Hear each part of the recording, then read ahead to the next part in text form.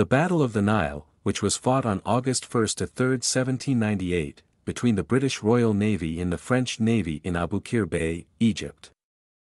The Battle of the Nile was fought 10 days after the Battle of the Pyramids.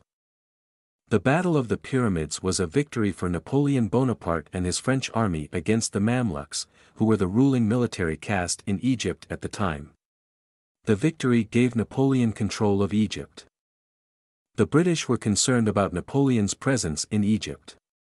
They feared that he was planning to use Egypt as a base to attack India, which was a British colony.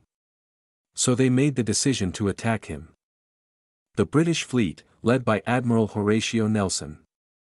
The French fleet, commanded by Admiral François-Paul Bruis d'Aiguillers, he was a veteran of the American Revolutionary War and the French Revolutionary Wars. He was appointed commander of the French fleet in Egypt in 1798. Bruis was a skilled naval commander, but he was also overconfident. He anchored his fleet in Abu Qir Bay, thinking that it was safe from attack. The French fleet had numerical superiority at the Battle of the Nile, with 13 ships of the line to the British fleet's 11. However, the British ships were better equipped and had better trained sailors, which gave them a decisive advantage.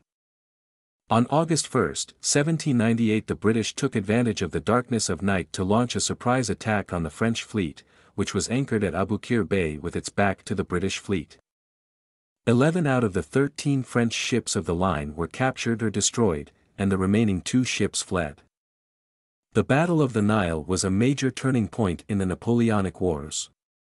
It left Napoleon's army in Egypt isolated and vulnerable, and ultimately contributed to his decision to abandon the campaign and return to France.